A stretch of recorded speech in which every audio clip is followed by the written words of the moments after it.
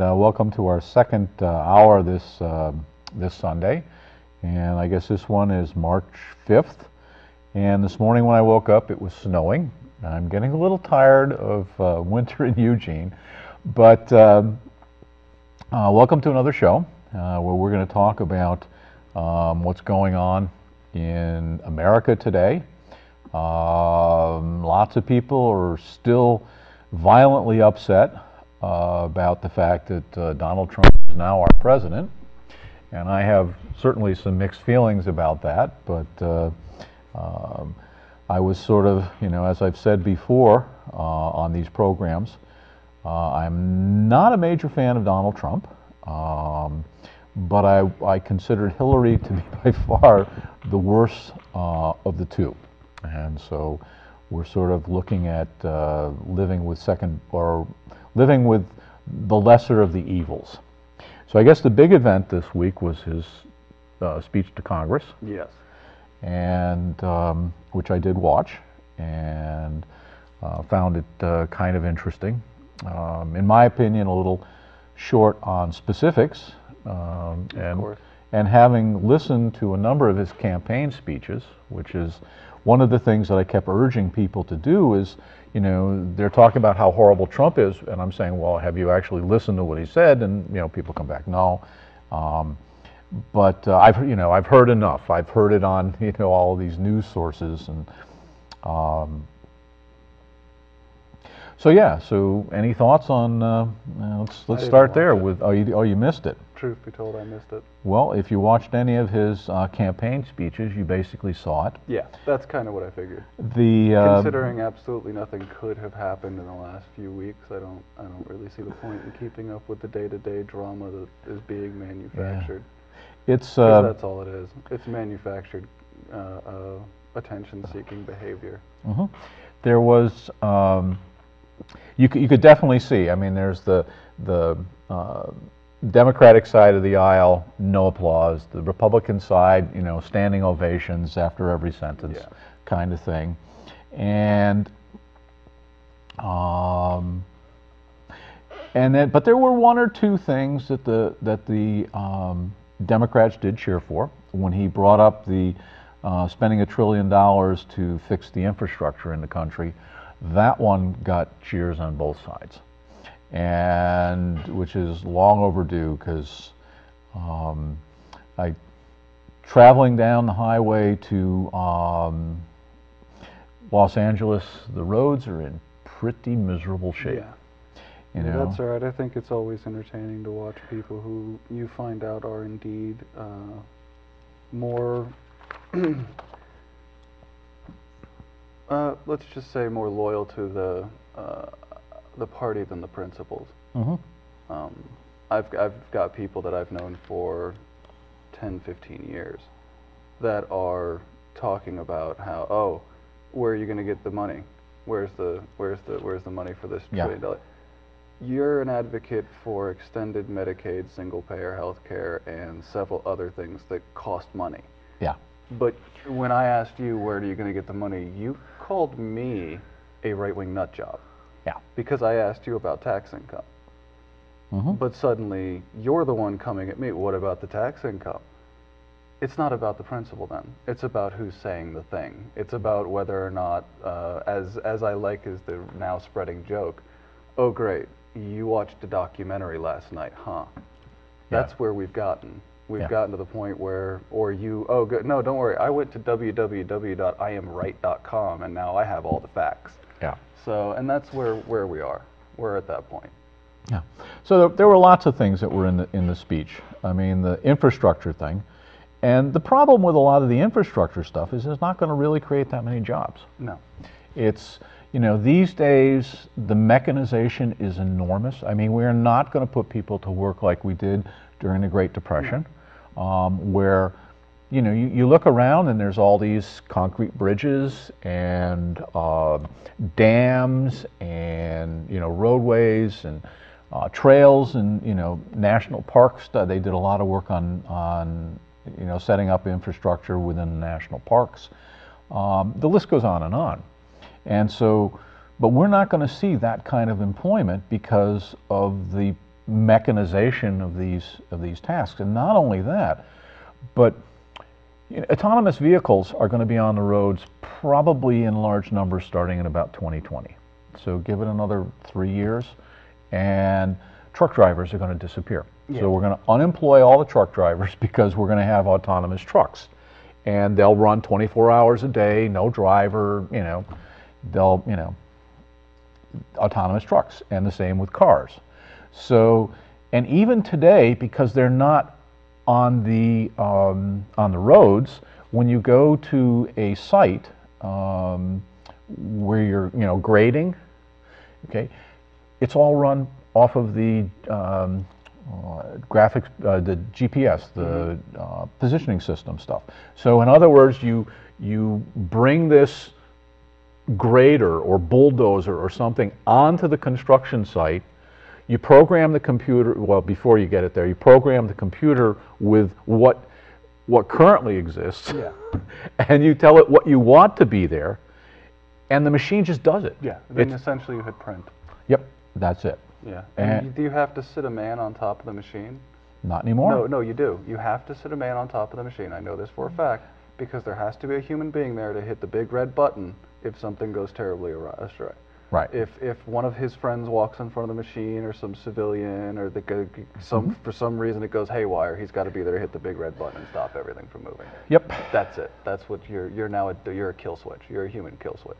Yep. But what we're going to be looking at on a lot of this infrastructure work is not very many jobs. Yeah. Because you'll have a few supervisory personnel there just to make sure no crises occur, but the actual labor is going to be done by machines. So again, something that needs to be done because the infrastructure is falling apart horribly. So I guess we beat that one to death. How about his comment about we spent $6 trillion in the Middle East and what have we got to show for it? I mean, yeah, truly sad.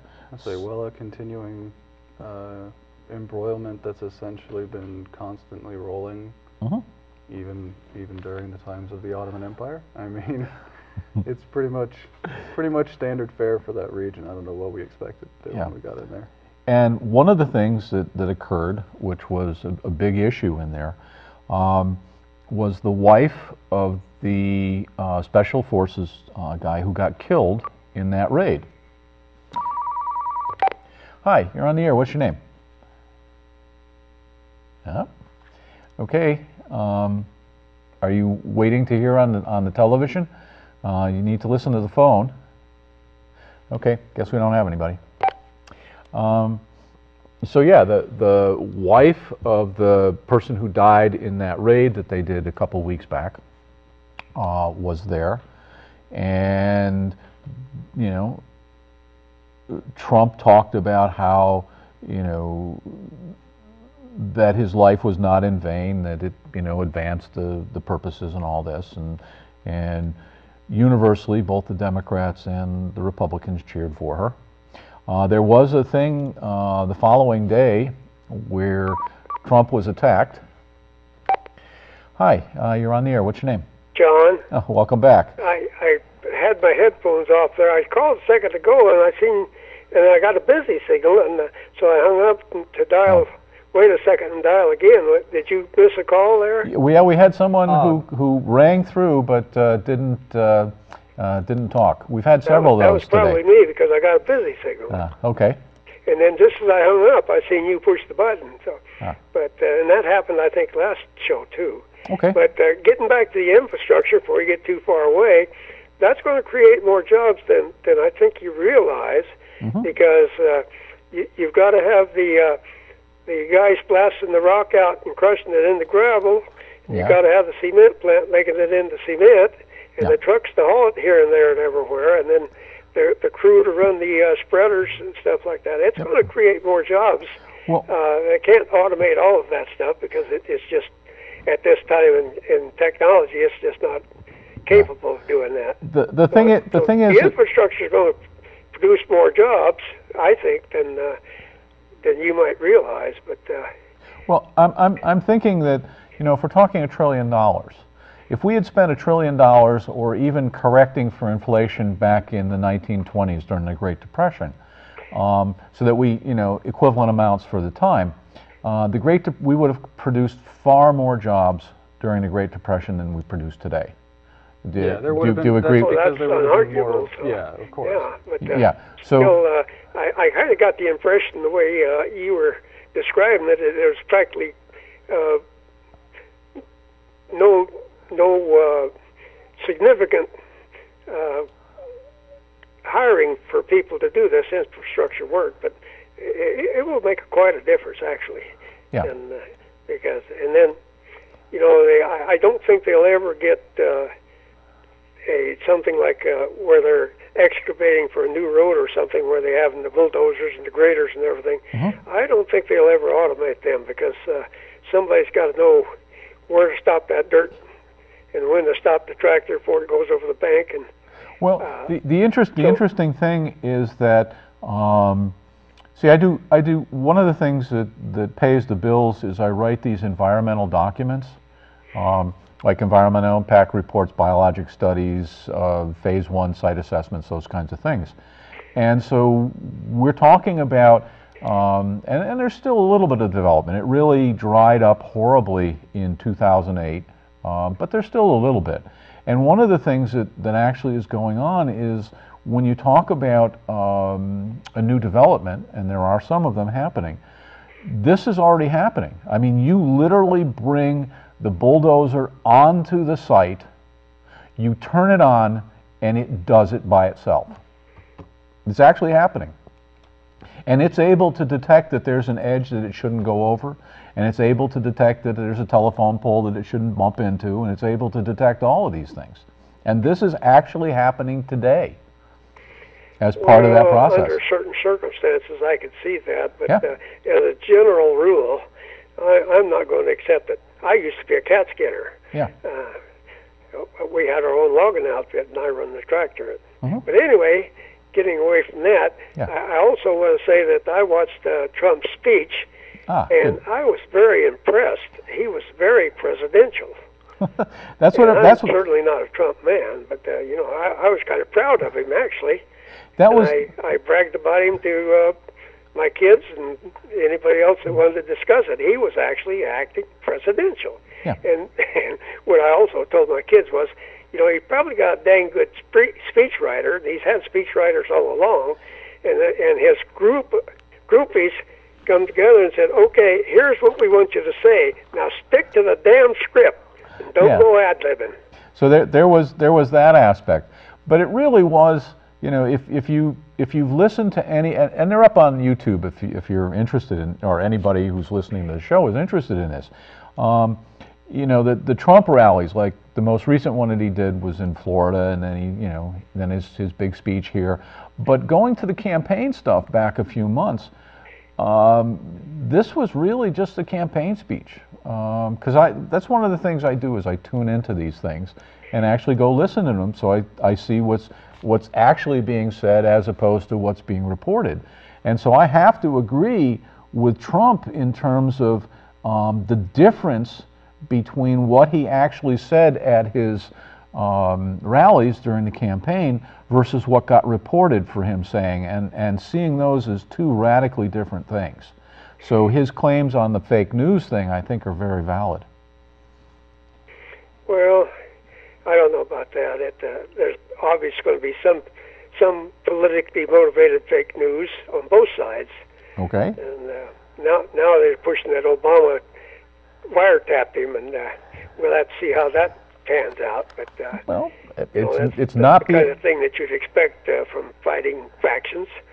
But, well, it's not outside the realm of possibility.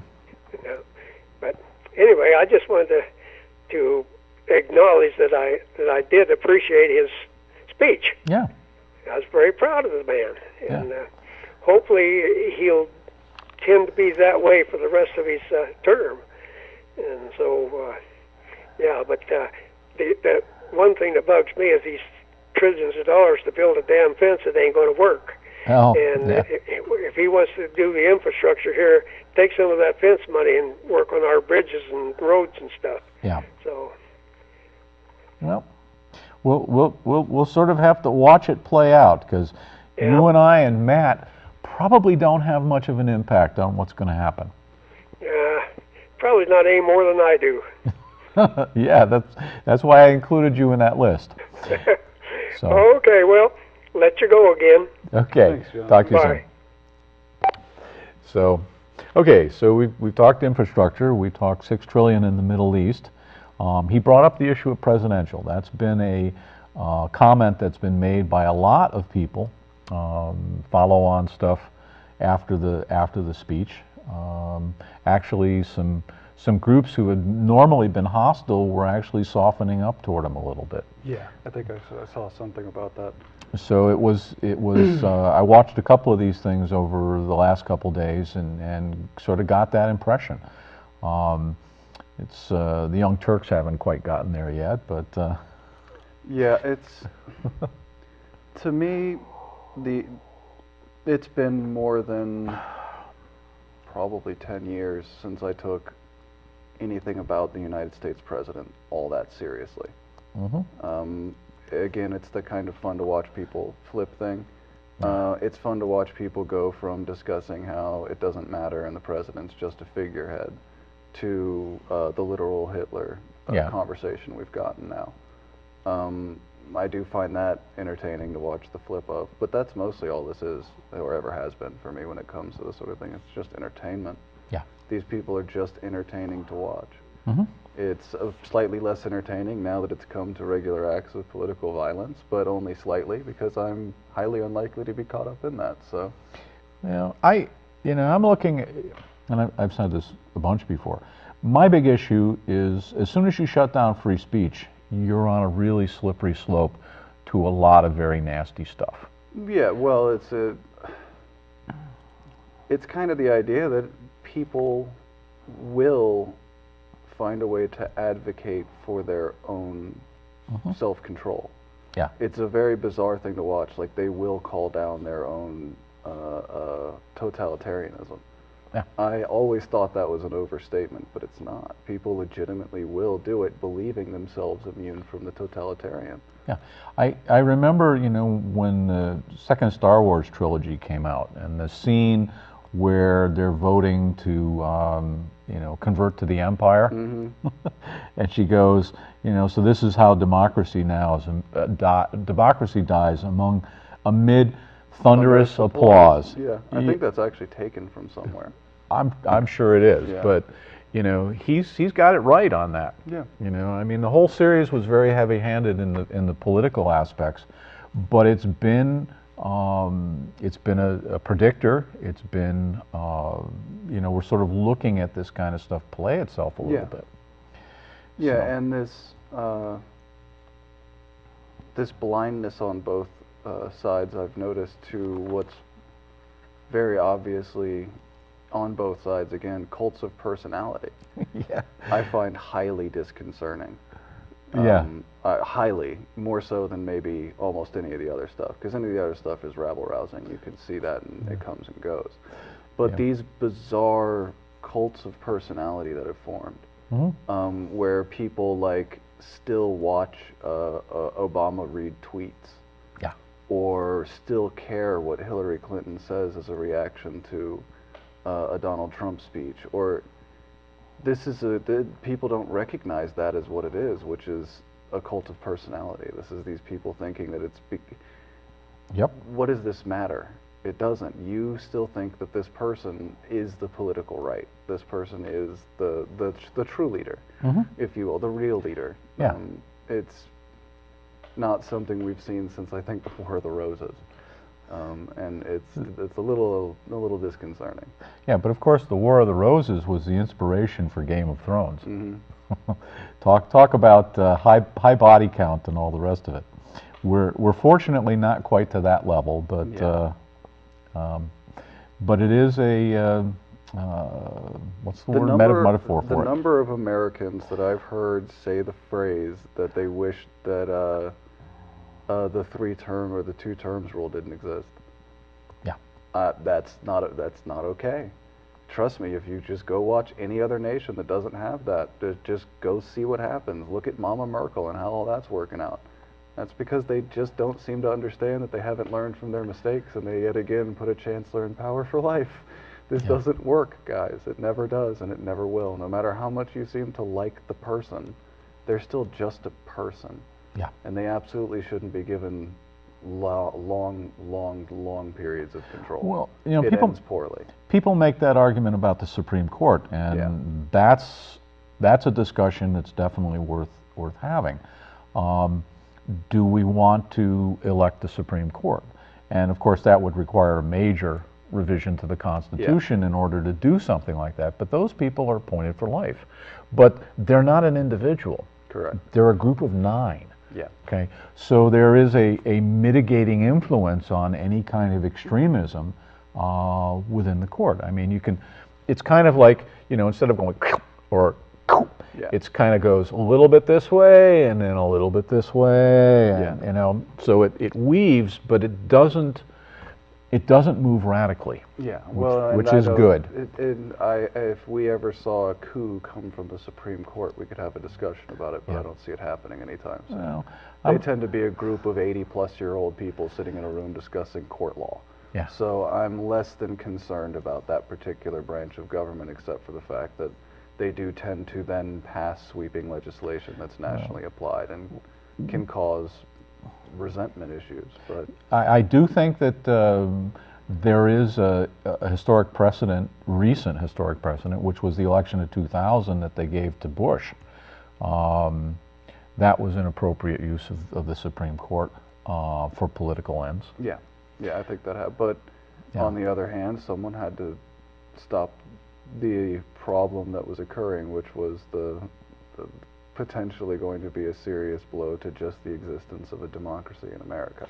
Well, I don't know. So I understand the desire for an executive opinion. I'm not validating it. I'm saying I understand the desire to simply go, okay, look, this has to be done or you're not going to stop. Yeah. And someone has to say it's over.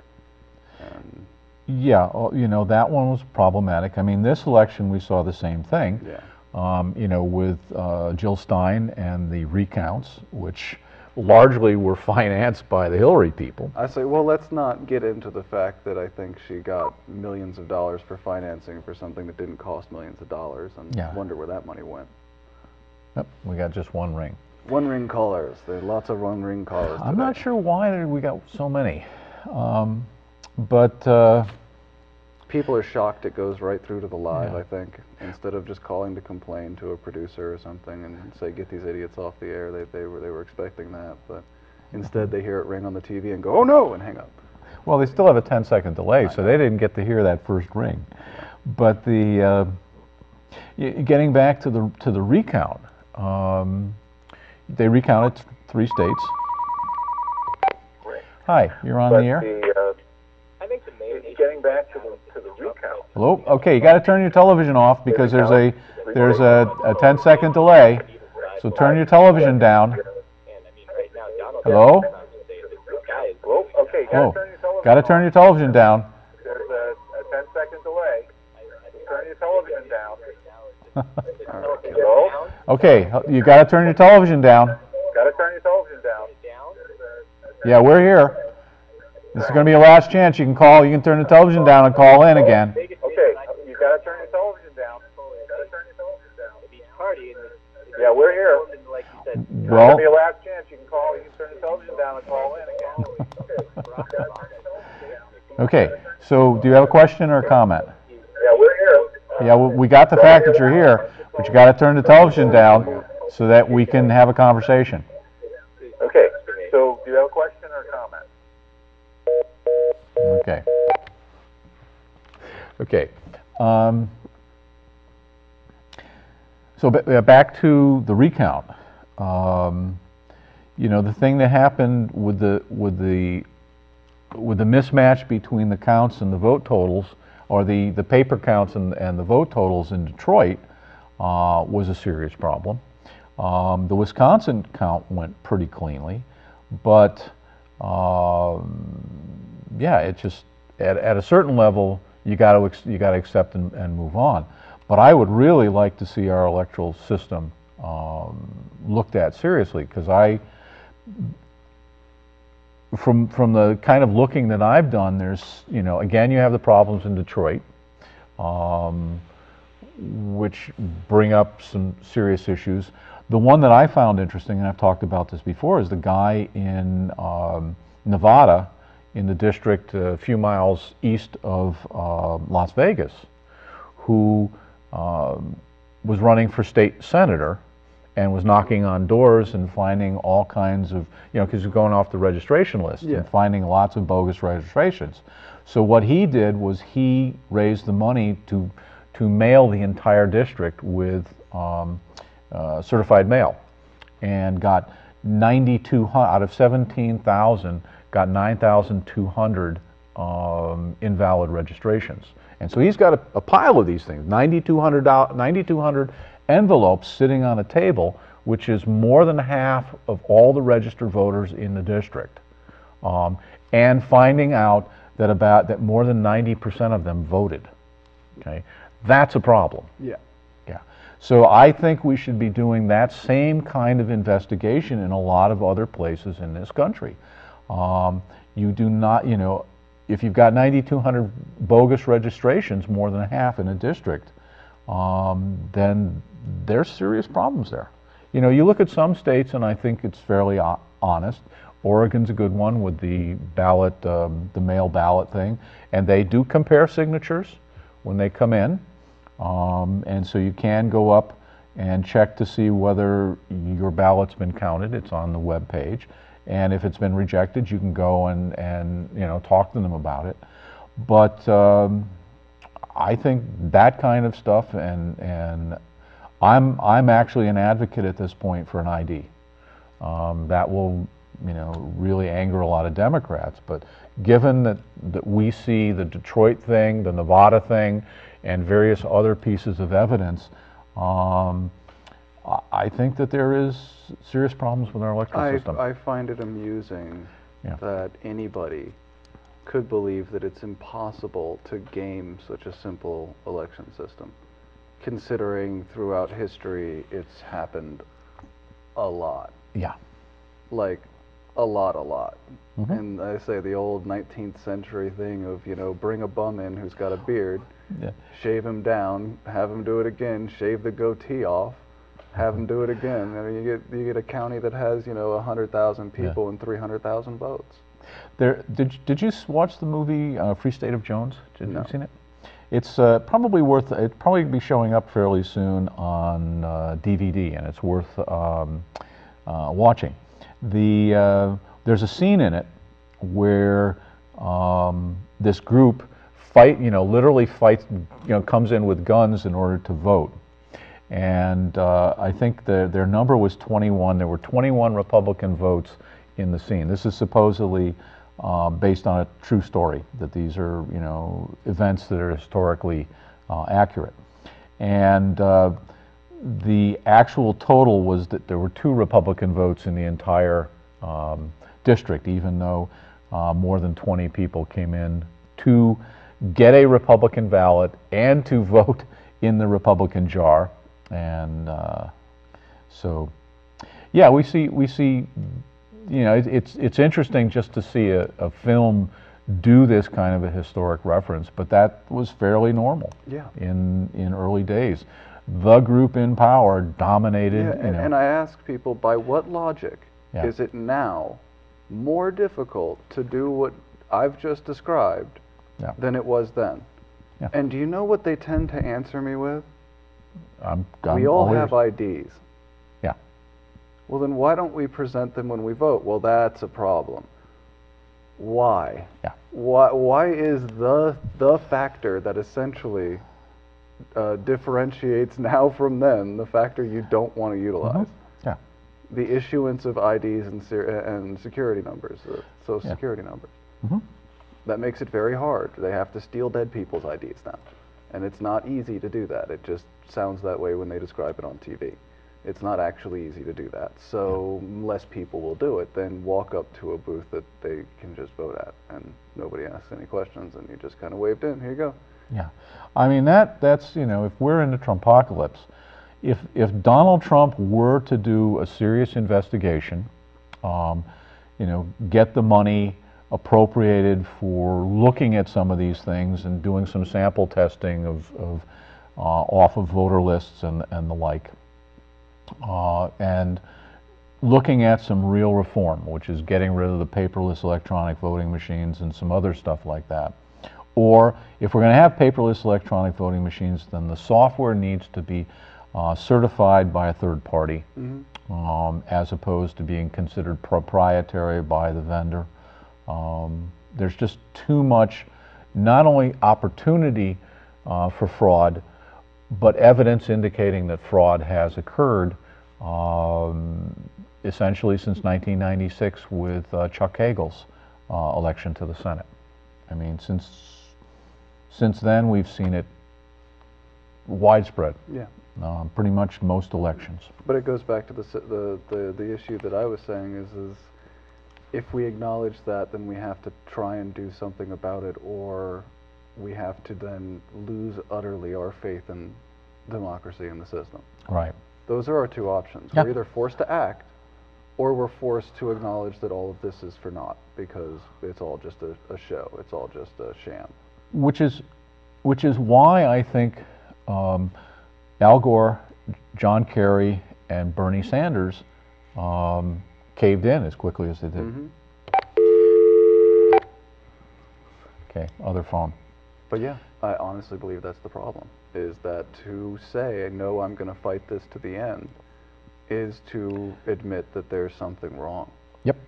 And that was the whole pledge that they were trying to extract from Trump during this this whole thing.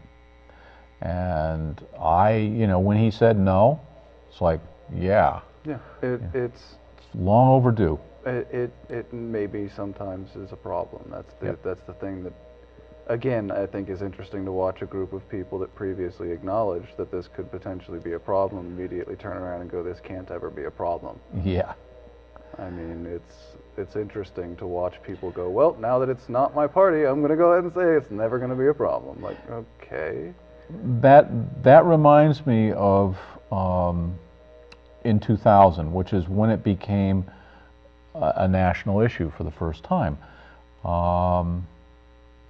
And, you know, the big thing was, up until then, exit polls were considered to be relatively accurate. But literally that night, the networks had called it, NBC, ABC, CBS had called Florida for Gore. And Fox held out. And then they come back and say, well, the numbers are, and then they call it for Bush. And then these numbers start coming back in on Florida, like, you know, it just was, there was something definitely wrong in all of that, because the polling data gave Gore a solid victory.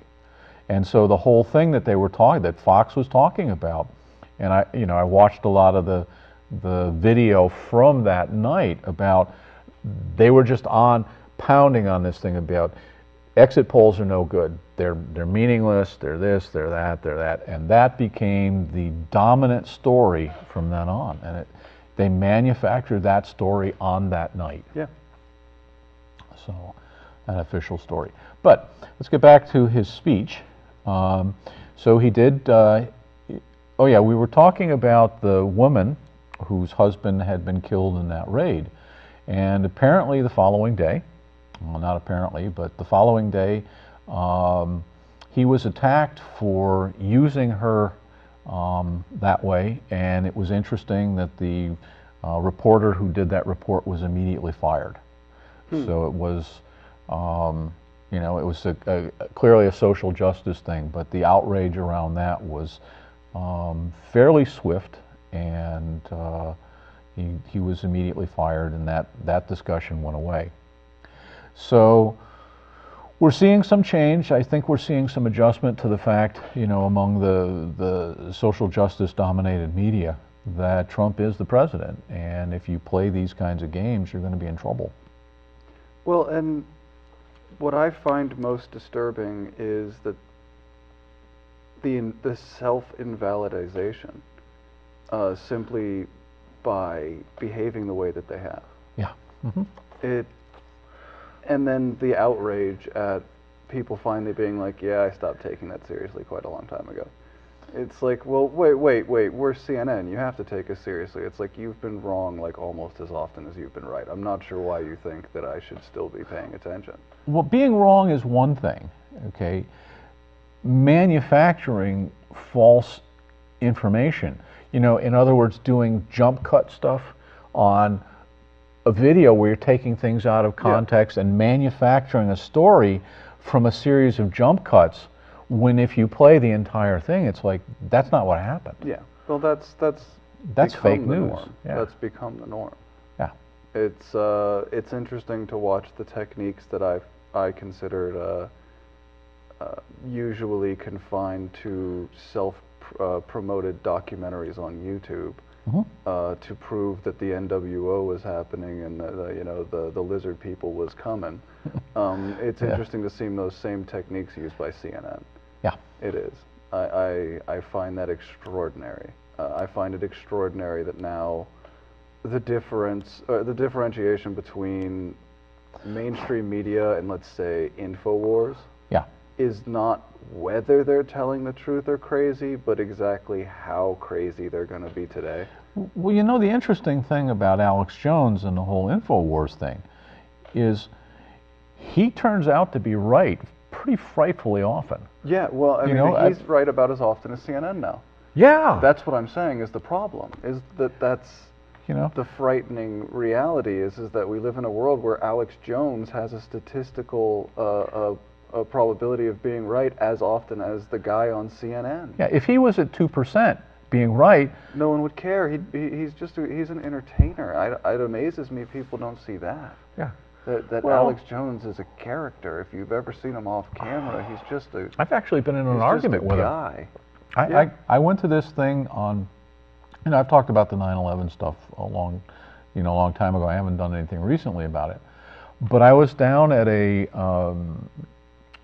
9/11 event in Los Angeles, and he was one of the featured speakers there. Because of course. And the thing is that you know, the 9/11 thing is a big issue for him. But at the same time, I wound up getting into a discussion with him about climate control, and it was an interesting discussion. He in real life, you know, I don't think it's a persona. Yeah. In other words, he's there doing Alex Jones every time, you know, you see him. He's Mr. Alex Jones. Oh, certainly, yeah. But that was a public event. Yeah. Yeah. He's a humble water filter salesman, as they say. I don't understand why people don't understand that. He's a humble water filter salesman. Okay, he sells you iodine and water filters. That's what he's here for. Yeah. But you know, that's Nature News does the same thing. If you want to go check them out, they're the Left Wing's version. They have this site called Nature News, and they're trying to sell you water filters and stuff to put in your water after you filter it. yeah, and you look at the libertarian channels, it's the people selling gold, Gold. you know, or you know, these days there's actually people advertising Bitcoin. I think Bitcoin's hilarious. The people advocating that don't understand how easy it is to Bitcoin mine. Yeah. And it's like just do that. Yeah. But so I don't know, you know, again, the question is, are they manufacturing a narrative versus telling the truth? And once you get caught manufacturing a narrative, you're done. Yeah, and I don't think they realize that. Yeah. That the public opinion of the news media before any of this whole fake news stuff with Donald Trump was already at an astronomically low percentile. When Less than the Senate, if I remember correctly. when the Wall Street Journal went after PewDiePie a few weeks ago, Yeah, that was just funny. they have taken a serious hit as a result of that. And PewDiePie just cruised out. You know, it's like, hey, Doesn't make a difference to him. no, and he's doing fine. He's putting up his, you know, 1 or 2 videos a day. Yeah. And his number, he was at 53 million subscribers when they attacked him. He's now topped 54 million. Yeah. And Yeah, I don't think that they're going to have a whole lot of an impact on his annual salary. No. So. not in the least. Yeah, and the fact that he as a single individual probably makes more than the Washington Post is just kind of funny. But Yeah, he's. I've heard that I heard the statistic that he was worth $185 million yeah, as an individual going off of YouTube, yeah, he makes 58 million a year. and On average, he makes 58 million a year. So I'd say that's a fairly sizable income for some guy on YouTube that you're trying to attack. And he's funny. yeah, I don't think you're gonna win this particular one. He's. It is bizarre though to watch the news go after people that are like utterly random commenters on platforms like YouTube, just completely random individuals. The interesting thing about PewDiePie is he's completely apolitical Yeah, up he was until just this time. He was just a goofy guy. He's just a goofy Swedish guy that they thought was something he wasn't, and Yeah, and they went after him. yeah. And again, I think his joke about the fact that they put it behind a paywall is the truth. They had to, because they know that his name has more brand recognition at this point than their name does. Yep. So they're using his name to get money, which is just sad. Yeah. Really, it's depressing, and it's supposedly supposed to be something of a branch of our government that's supposed to check and balance, and The Fourth Estate. it's not working, is what I'm saying, at all. It's not working in the slightest. No. It's And disappointing to watch them become the Sun, if you will. They're all becoming tabloids now. I thought tabloid media was supposed to be separate from, some form of respectable mainstream, but that the day of that is dead. yeah. And I think a lot of the tabloids, if my memory serves, didn't start as tabloids. Tabloid is how you end as a news organization when some other news form comes along that's more reputable, more popular, and more functional. Yeah. So I think that's what we're witnessing now, is the birth of a whole new generation of tabloid journals that people are going to be like, I can't believe I ever read that. The other character that came under fire recently was Milo, and in fact, during my conversation with my housemate this morning, he brought up Milo. Okay, maybe I'll finish this eventually. Who knows? Hi, you're on the air. Hey, this is sort of related to what you guys were talking about a couple weeks ago, I think, and a little bit today. Yeah. I don't know if you guys heard. There was a speaker who came to the U of O about, I believe it was about a month and a half ago. I'm trying to remember what his name was. I'll look it up here. He talked a lot about the various angles, the different media approach to the same story, especially now in the Trump era. Did you hear about this? No, I didn't. So. I'm trying to remember his name. Hold on, let me. Yeah, if you've got something, and Here it is. His name is John Cena. A John Cena joke. Fantastic. Oh, that's the end, I assure you. I guess. Okay. I assure you. John that Cena, was huh? a John Cena joke. I don't even know who John Cena is. I'm Yeah. I'm John apparently Cena was a defective wrestler. in my popular culture. Yeah, well, what's more interesting is getting this not on the internet, which is where it normally occurs. So Yeah. I find that highly amusing. A John Cena joke in the middle of that. But no, interestingly, he did bother to bring up a relevant point of it being simultaneously cast around all forms of media, and that being something of a technique that's employed by the mainstream media. Okay, I'm not following. You have one, like we've discussed, there are maybe 3 major news outlets that control all of the, maybe Right, 32 yeah. you see. So when all 6 of these publications put out the same news story, yeah, that is a collaborative attempt to push a narrative. Yeah, that was one of the things that Sargon of Akkad, again another YouTuber, put up that list. He's actually got a new channel called Memedia. I think he just changed the name of another channel he had already. Oh well. Because I was automatically already there and never clicked a button or nothing, so I think he just changed the name of another channel he had. Yeah, but he's doing quite a bit of new stuff on there. Yeah. But he did come up. I don't remember whether he was talking about PewDiePie or he's talking about Milo. But he gave this list of all the, once the story broke, it was just like article after, it's just this incredible list of the concept is signaling in oligopolies. In other words, you have these big organizations. Somebody puts out a signal and everyone follows. And it was just reprint. You know, most of them didn't even reword the stuff. Most of them. Well, you see that constantly. Yeah. You see it with every time there's a shooting, any major crime, even if there's no information about it. Yep. It'll essentially be the same article over and over again with the same 4 quotes that are now publicly available. Anybody could now write this article. Yep. Because all you're doing is stating the existence of these things and then the 4 quotes that you've had access to from the police. And that's it. Yeah. Every time there's been one of those police shootings, every time there's been anything that's happened in that's become a high-profile case. Yeah. If it leaves the local news circuit via viral media, it gets rewritten by 100 different major publications without really ever usually even sourcing that poor little news group that first found it in, you know, BFE, Idaho, where the actual incident took place. This place that no one's ever heard of, and this small news organization wrote up their just standard informational piece about a shooting that happened downtown. You see them in the Eugene Weekly all the time. You see them in the local newspapers all the time. We had one that was a vet that was shot. There's just a normal write-up in the paper around here.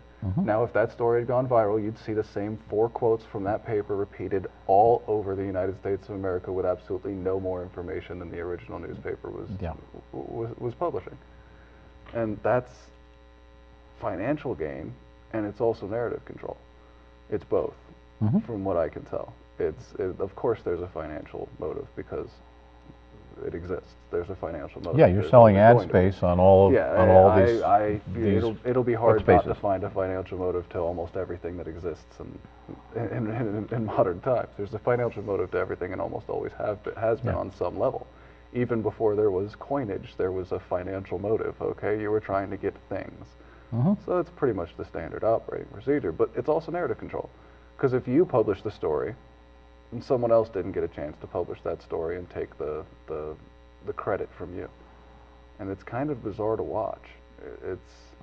The internet's rendering that form of media moot, and they themselves are struggling with the implications of that, and it's kind of funny to watch, but at the same time, it's kind of sad. Yeah. There are people out there that went out and now this is all that they're qualified to do, is in theory be journalists and do little write-ups about standard, and now your job's not really relevant. Some guy who wrote it in Idaho, that piece will now spread on its own. It doesn't need you to rewrite it, and somewhere inside you have to know that. Yeah. And that's gotta hurt. Somewhere inside it's gotta be like, oh great, my job's completely meaningless due to Twitter. Fantastic.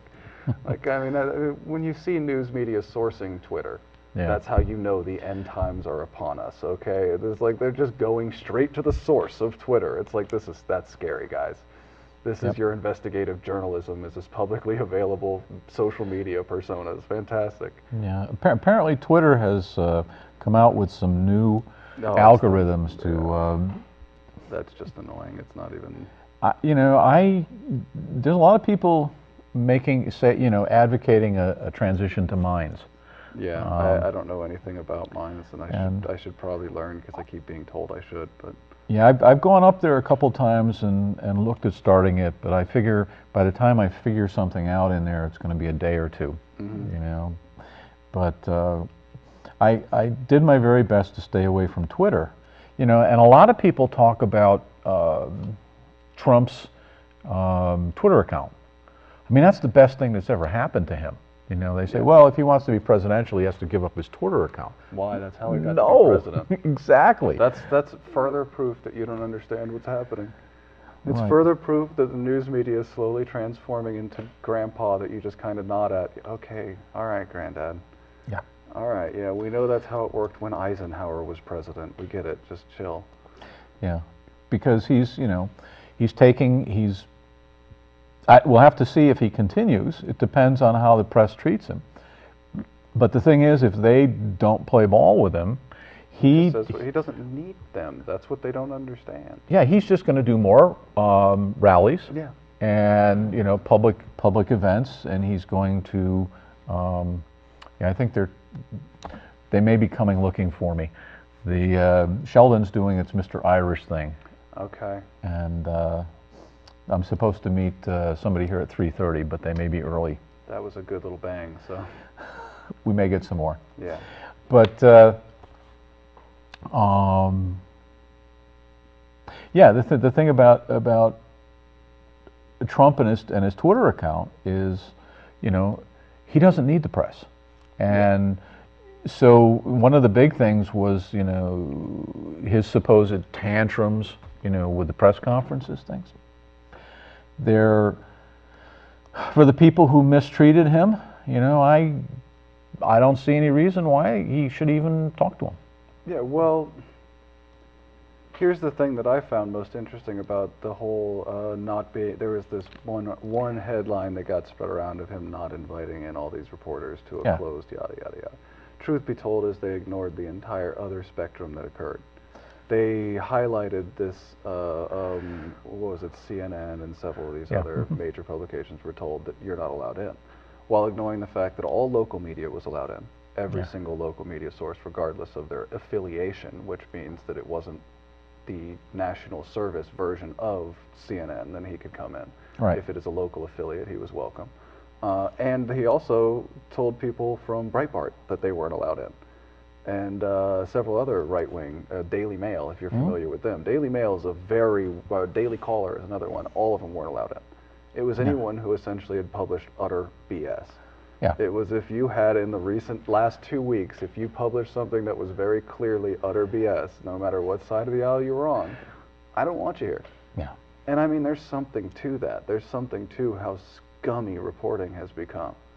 How yellow journalism really is now is frightening. Back to the days of Hirsch. Yeah, it really, it's Yeah. as I said during the early parts of this election, this is mudslinging on an 18th century level that I never thought we'd see again in this country. I mean, this is I loved that period of time. I loved reading the political cartoons from that period of time. Yeah. But understand it was hideous on the streets too. People were fighting like on the streets in that time period too. It's interesting. The movie Lincoln shows him talking to Congress. Yeah. And it's a pretty sad commentary on the politics of the time, but they really did, I think, capture, as my understanding of the history of Yeah. that moment, to really show that civility has marched on, at least to a certain Yeah. degree. Well, it had. Yeah. We'll see if it lasts. Civility is always temporary, and that's another thing I think most people, especially people in so comfortable a society as America, forget. Yeah. That all of this is indeed a construct, and all of this is a respite from the tooth and claw that is the real existence of humanity. My understanding is that the last city council meeting had more than 100 people sign up to speak. Excellent. I think that's a record. Excellent. That sounds obnoxious.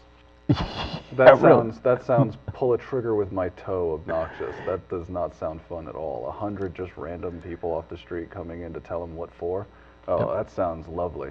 There's a reason why the democracy was chosen to be silent, okay? You just walk into the booth, keep your mouth shut, check the mark, and go. Yeah. No one wants to hear your opinion. Check the mark and go. You know, when Occupy happened, I'd sort of been avoiding the city council and Yeah. all that. But when Occupy happened and we were dealing with the homeless stuff, I started going. And the first few weeks that you know, because they met a couple times a month, the first few weeks that happened, there was maybe 7 or 8 speakers, and that was it. And I was Yeah. one of them, and it's like 14 would have been a big day. yeah. Like, And then, you know, Occupy started. Apparently, the idea of showing up as the camp was about to be closed down. You know, what are you going to do with the homeless? And we started getting, you know, big groups of people, and it's kind of continued since then. yeah. And I think, you know, they would have, you know, they think that their numbers, that it's like marching in the streets, Yeah, protesting. I know. It's virtue signaling is what it really is. Well, they don't understand what it is to be on the other end of that council. Anybody who's ever been on the other end of the council just looked outside and went, oh, well, I'm turning my brain off today. Excellent. I'll just be sitting here thinking about absolutely anything but being here today. This is what my plan is. Oh, I had business to do. oh yeah, we have to approve whether or not we're going to be putting up a light over here, or whether this is okay, or whether it was a violation to build this over here in this city ordinance and that. But no, we'll sit here and listen to you talk about your problems. Go ahead. Like they don't care. The truth is that you tend to be there to complain about a thing that were the government to intervene on, many other people would complain about the government intervention. Right. They don't want the government involved in this. You're asking them to solve a problem they can't solve. Yeah. It tends to be a social issue. It doesn't tend to be something that can be fixed by the government. It tends to be some form of a social program. And no, city council can't save the homeless. Why are you here bothering me with this? It's, you know, and even if this group was more rational and sort of understood what was going on, what they would do is put together presentations. Correct. One intelligible person that would elect him, do whatever you need to do, I don't care. One person to show us that you actually know what you're talking about. And give them a handout that summarizes and gives more detail and, you know, organizes this, and be respectful. And but no, not gonna come in, yell about something that you have no idea how to fix, and then leave, and we'll do what we actually need to do tomorrow when you guys have worn yourselves out. Yeah. That's how this happens. I know. I've been on both sides of it. And I'm not talking down to these people either, because guess what? I've been the guy who comes in and yells too. Yeah. And I realized that it was dumb and it didn't work, and it was a waste of my time, a waste of their time, and actually probably wasted money for the city. Wasted taxpayer dollars by making these guys sit here for an entire day not accomplishing their job. Yeah. Well, they have staff people who have to be there, and so there's there's a cost associated with it. Exactly. But I don't know. It's, you know, one of the things is this society has been largely depoliticized. Yeah. So then they've become, it's impossible for them to engage properly. There's the strong desire to engage, but no understanding of politics. You know, and it comes down to even things like price tags. Yeah. You go into a store, this is the price, you either pay it or you leave. Yeah. And so nobody, you know, in other places you can negotiate. And that's a set of skills that Americans don't have. And so we wonder why the divorce rate is what it is, and we wonder why this, you know, social justice stuff and all the other various groups who are screaming out there. That's why you got to go to flea markets. You got to learn to haggle. Yeah. See, I know it says $100. I have 80. So you decide if you want to make this sale today or not. Yeah. Because that's how that's going to work. So, okay. Well, we've wasted another of your good hours. So, life in the Trumpocalypse. I don't think that we will have stormtroopers marching in the streets next week. But there are issues that people do need to talk about, and if we do it in a respectful manner, like we just talked about here, and package this stuff in a way that the ideas are presented in a convincing manner, using real live evidence, we're going to do a lot better. And so, see you guys next time.